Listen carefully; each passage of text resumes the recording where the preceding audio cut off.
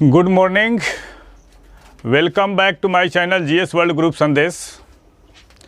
आप लोग अच्छे होंगे, पढ़ाई लिखाई चल रही होगी, लेकिन सारे व्यूअर को एक बात बताना चाहता हूं कि सारी वैकेंसियां आ रही हैं, तो थोड़ा एकाग्र होकर पढ़ लीजिए, फिर ज़िंदगी में कभी किसी को पछतावा नहीं हो। मन लगा के पढ़ाई कीजिए और काफ़ी जो होता है ना, मेहनत से हम करंट का कंटेंट लाते हैं, तो अंतिम तक देखें। अच्छा लगे तो लाइक करें, सब्सक्राइब करें और कमेंट करें। आज हम लोग करंट अफेयर से कुछ महत्वपूर्ण प्रश्नों की व्याख्या करेंगे जो राष्ट्रीय और अंतर्राष्ट्रीय घटनाक्रम के हैं। 17 जुलाई को पूरे विश्व भर में 17 जुलाई को पूरे विश्व भर में कौन सा दिवस मनाया गया? तो विश्व अंतर्राष्ट्रीय न्याय दिवस। कौन सा दिवस? विश्व अंतर्राष्ट्रीय न्याय दिवस। व्याख्या इसका देख लेते हैं कि आखिर क्यों मनाया जाता है, इसके बारे में समझ लेते हैं हम लोग। तो 17 जुलाई को पूरे विश्व भर में विश्व अंतर्राष्ट्रीय कौन सा दिवस? विश्व अंतर्राष्ट्रीय न्याय दिवस मनाया जाता है। हर वर्ष 17 जुलाई को अंतर्राष्ट्रीय न्याय, कौन सा? अंतर्राष्ट्रीय न्याय और अंतर्राष्ट्रीय अपराध न्यायालय के काम को मजबूत करने के लिए यह दिन मनाया जाता है। और 2022 में इसकी थीम क्या है? Achieving social justice, achieving social justice thorough formal employment है। थीम किसी भी एग्जाम के लिए काफ़ी इंपॉर्टेंट होता है। और सिंगापुर ओपन, दूसरा क्वेश्चन देखते हैं इसका। Singapore open badminton super 500 tournament का खिताब किसने जीता? पीवी सिंधु ने। और उप विजेता कौन रही? बैंग झी।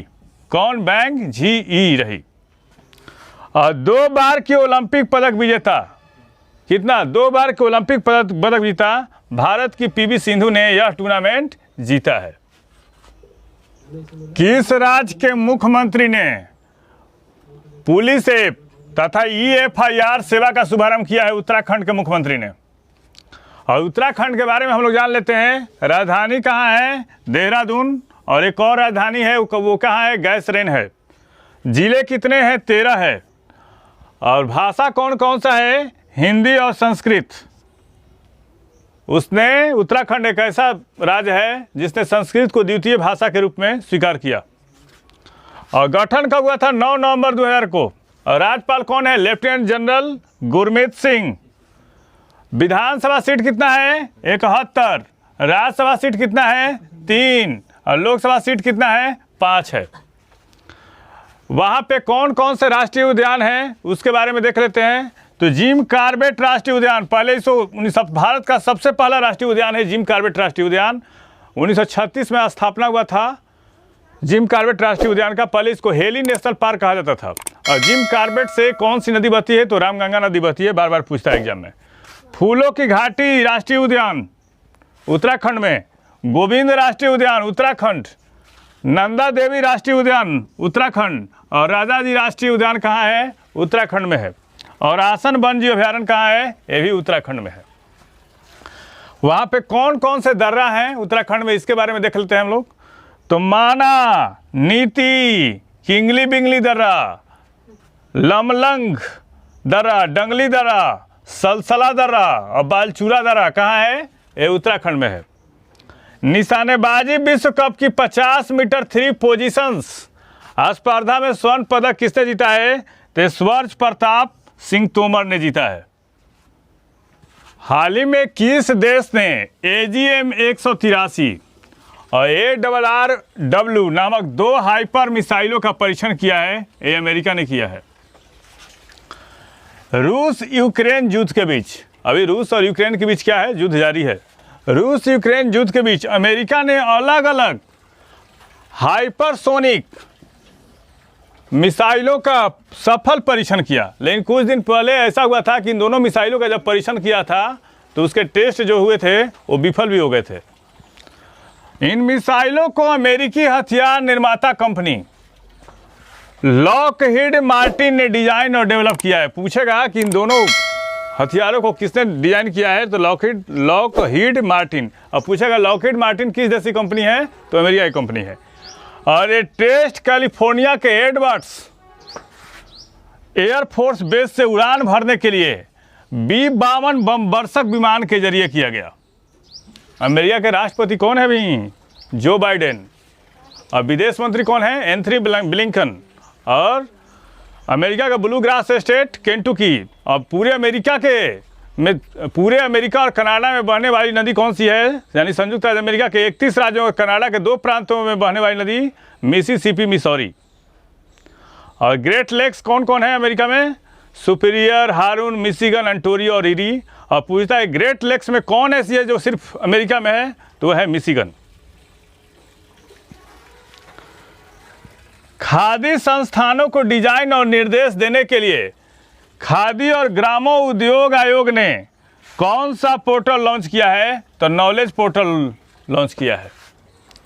खादी के लिए नॉलेज पोर्टल का प्रयास खादी संस्थानों के व्यापक वर्ग तक डिजाइन नॉलेज का प्रसार करना है। और इस पोर्टल का उद्देश्य रुझानों को सरल बनाकर विशेषकर खादी के लिए उपयुक्त डिजाइन बनाना है। केंद्र सरकार डिजिटल मीडिया को विनियमित करने के लिए कितने साल पुराने प्रेस एवं पुस्तक पंजीकरण कानून के स्थान पर नया विधेयक पेश करेगी? 155 वर्ष बाद। नया विधेयक मौजूदा कानून के प्रावधानों को क्या करता है? अपराध के दायरे से बाहर करता है और डिजिटल मीडिया को भी कानून के दायरे में लाता है।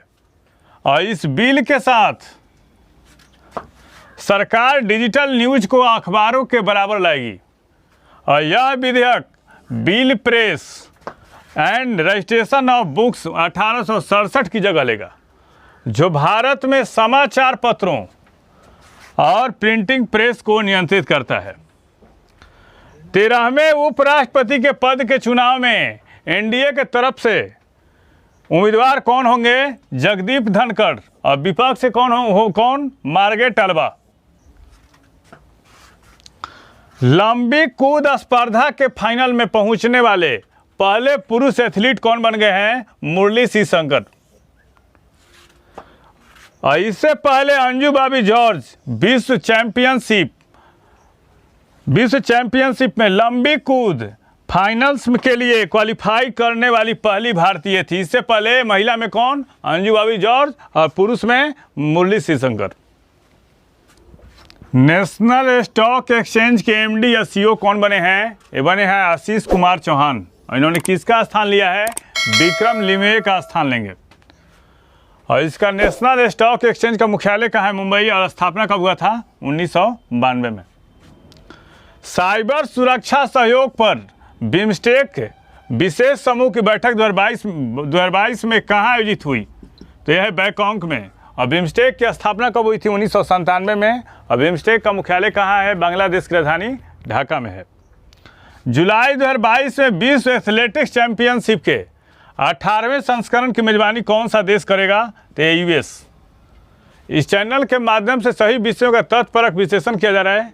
आप इस चैनल से जुड़िए, लाइक कीजिए, सब्सक्राइब कीजिए। Thank you.